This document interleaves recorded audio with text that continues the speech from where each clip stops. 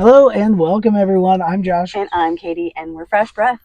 We're the Band in the Van, and this is the Band in the Van podcast, where there are no drop-ins from anybody named Ludacris, and there are no roller skates allowed. Well, maybe one day, but it's just Katie and I, and we talk about our life and what's going on, and traveling on the road, music and stuff like that. And today we're talking about the Super Bowl. Talking about our show during the Super Bowl, which was interesting. The halftime show of the Super Bowl.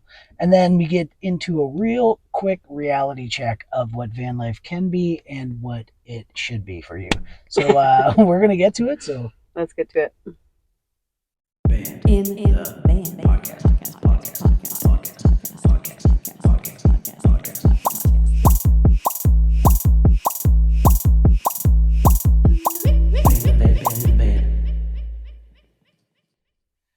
Hello, everyone. Hello. It's been 1 week. It's been 1 week since we were on here before. Well, I was going to say it's been 1 week since the Super Bowl. Oh. It's been 1 week. And congratulations to the Kansas City Chiefs. Go Sports. It was scripted. No, I'm just kidding. I don't really care. Do you really think Tay-Tay's going to lose? She's on a winning streak that cannot be stopped.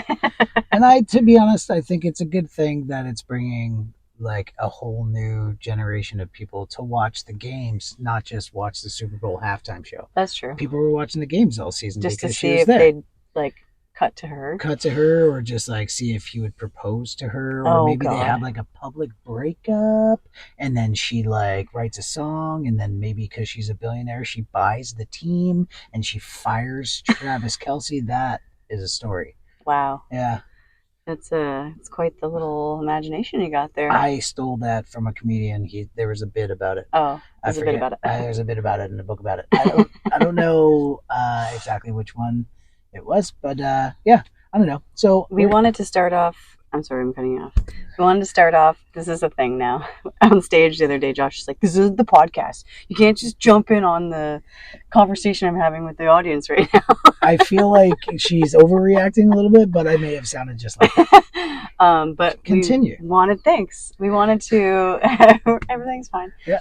We wanted to talk about the fact that we played a show during Super Bowl Sunday, which was a first for us. We've never done that before. Mm-hmm. Usually at home, it's there's no bands do not playing. Play during the end. Yeah. Really, there should not have been. Well, we took we took the booking. Didn't really think about Super Bowl, but it's always the day after our anniversary. Which again, I never remember that every year. Yeah. I remember our anniversary, but I don't remember the Super Bowl's right after. Well, it's not the day after everter year. It just happened to be the day after this year. Yeah. But it's close. It's very close in proximity. And when we were looking at the calendar, we're like, "Are we playing Super Bowl Sunday?" And we're like, "Oh yeah, we are." And we were playing from 5:30 to 8:30 Central Time, so the game was on that whole time. Yeah. And so we were basically thinking okay, we're going to be playing for the staff. It's not a sports bar that we were at. It's an outside bar on the water, and there's TVs by the bar. But I mean, it's not TVs are everywhere. So we just figured whoever did go, obviously either didn't care about the Super Bowl or didn't get the memo. There was about 20 or 25 people that didn't really care about the Super Bowl game that was going on. It was on the TVs. And so thank you for those patrons who showed up and enjoyed live music instead of a football game. Yeah. But we took a break to watch the halftime show. And whenever there would be a exciting play or whatever, we would just kind of stall and not go on for a bit, but it all worked out, which means we were pretty much playing and watching the game at the same time. Yeah. So it was a weird gig, but it was a gig and we're very grateful for it. So now let's get to the Super Bowl halftime show. Ask me how it was. How was it? Okay. It was just okay. But I have to admit, I love that era of when they mixed pop and rap stars the 90s together. Rap, that stuff. So good. I thought it was great. And the roller skating, I feel bad, but I was just somebody's got to fall. Somebody's going to fall. They didn't. They're professionals. They nailed it because there's a lot of pressure on your roller skating ability when you're doing the halftime show, and they nailed it. They did. They nailed it. And I liked the guests. I liked her. She came out and rocked the guitar. Yeah. And it was mimed. It was mimed, but it was just a mimed guitar obviously solo. She probably played the part for the. I would assume so. She's great. Totally she's awesome. Really, really good. And then Alicia Keys, we kind of missed that. We kind of got onto it. Like I think she was just coming off. Or yeah. But anyways, I heard she was really, really good. And then Usher's got abs. I forgot about Usher and his dancing. It's been a while since like he killed that, I thought. And like you got to take the shirt off, right? You don't have to. I mean, if you're Usher, like that's what you're on there for. The one thing that blew my mind was like he's dancing and then doing the popping and he's locking, and then all of a sudden his shirt comes off, and then cut to I think Ludacris comes on for like 18 seconds, and then he comes back out in this like blue sequin full suit and roller skates on. Yeah. Like that's amazing too. Whoever like I don't know did their the costume behind design the scenes, or whatever. Yeah. Kudos. Is the camera straight? Is that straight? I can't. It's just me. Is it just you? Just kidding. I don't know. Anyways, it's too late now. It's too late now. Clock's running. Timer's going. So we did our first Super Bowl show, and it was a lot of fun. Kind of went exactly how I thought it was going. Mm-hmm. Yeah. And then we hung out and watched the overtime after we were done. And it was really good. I kind of said something to Josh about, maybe the Taylor Swift effect isn't in effect because it looked like San Francisco was going to win. And then the universe heard you and was like, nope, and spin it around. And that was pretty crazy. I'm not into football like at all, but I thought that was actually a really riveting moment. Okay. So now one thing I wanted to bring up is, I don't know if anybody knows this, but you do not get paid to perform the Super Bowl halftime show. This is like the quintessential play for exposure gig.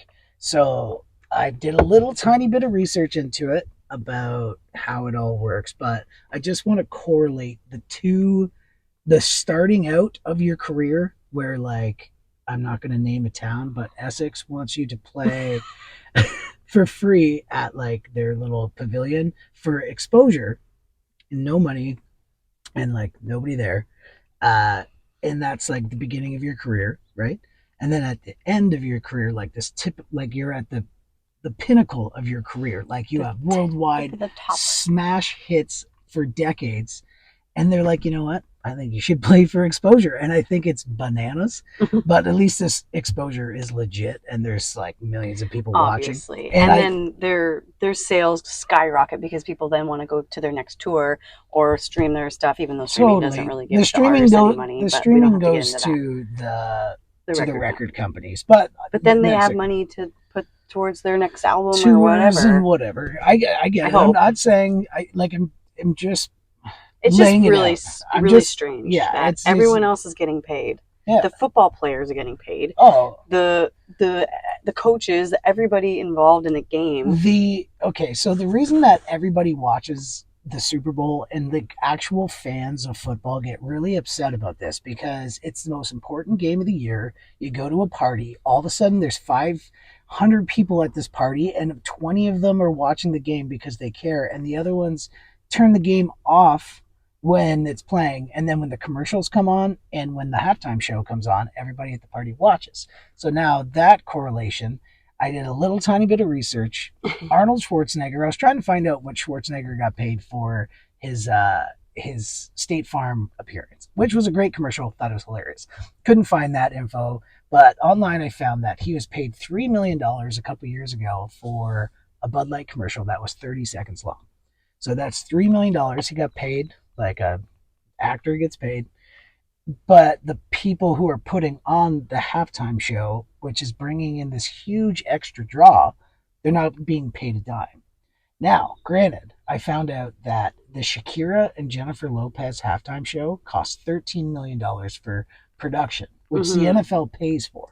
So it's not like So they get a budget. Yeah, there's a budget to put on this extravagant show, but you're not allowed to be like, oh, I'm only going to spend $10 million of that and take the 3 for myself. Like, you use the whole budget.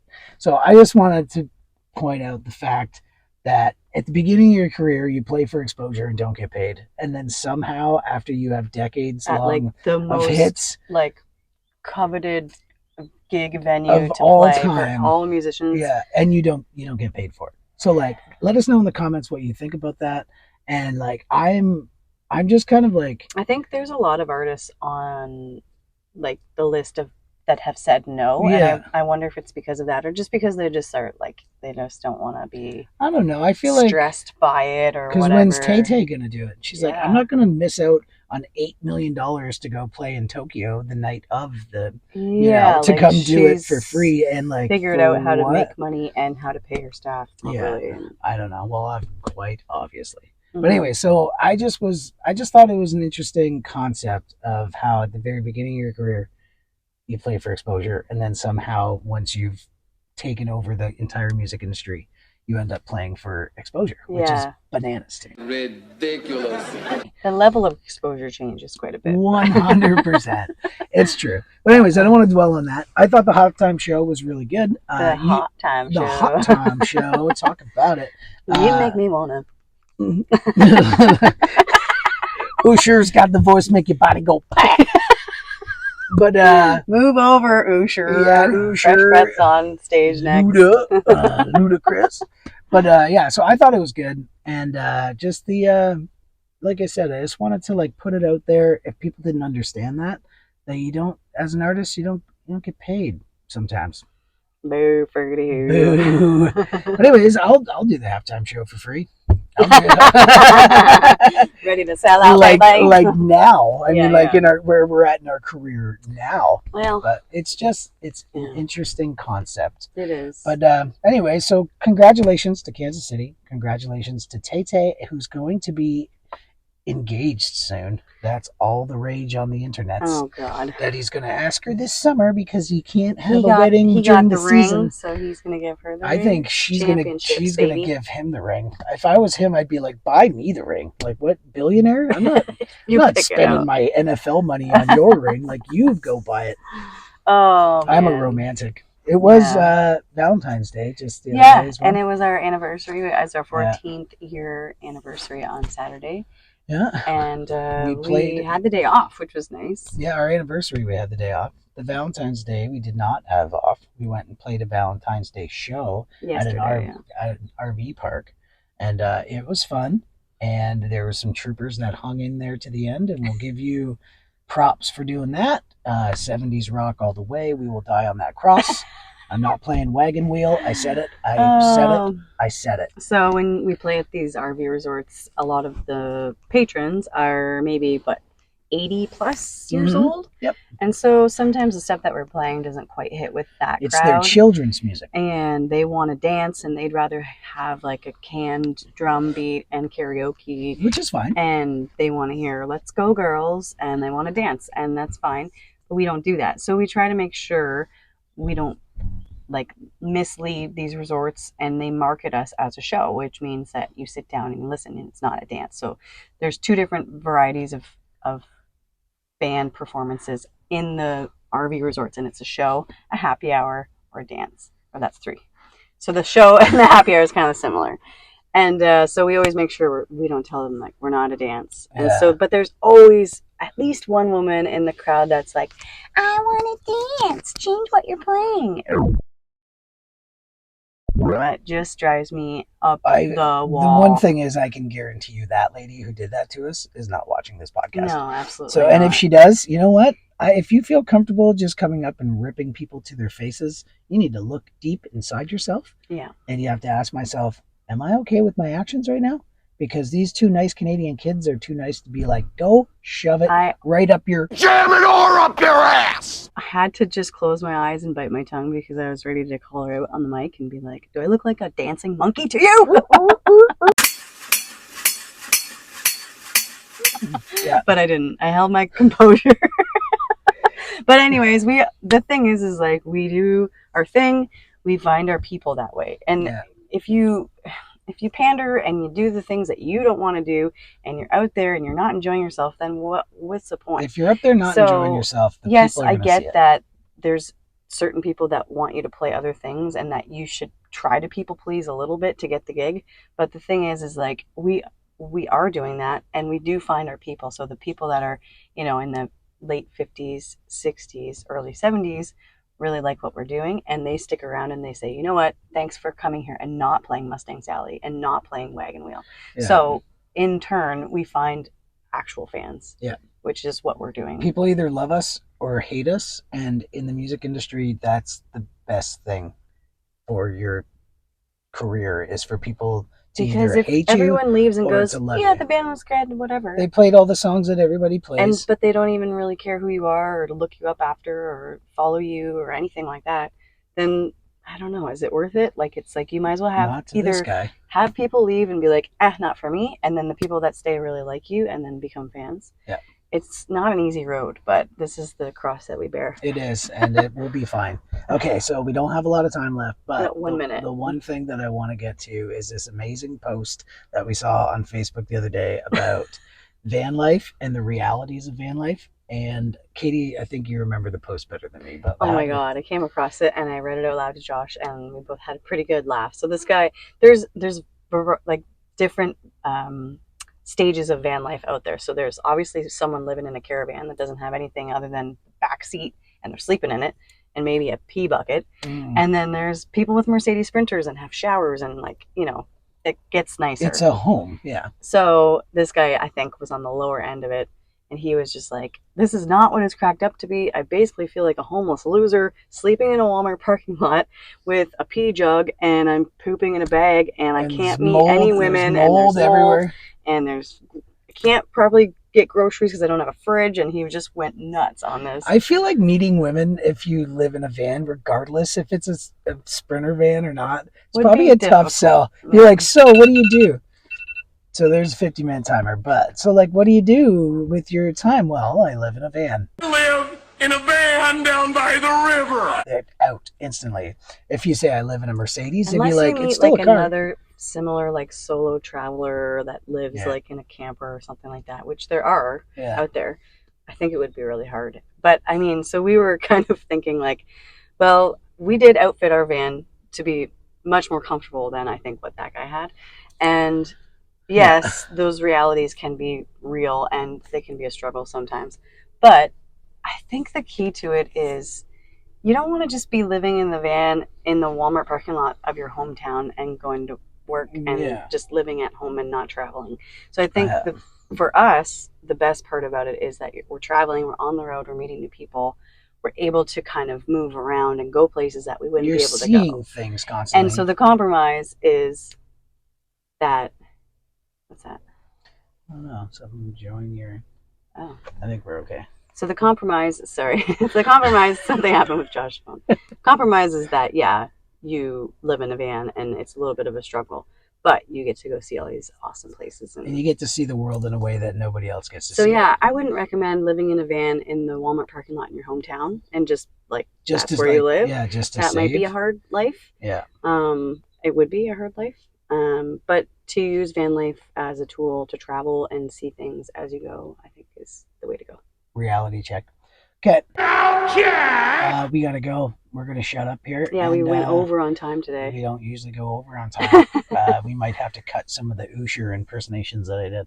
But anyways, cheers guys. We'll see you next Sunday. See you Sunday.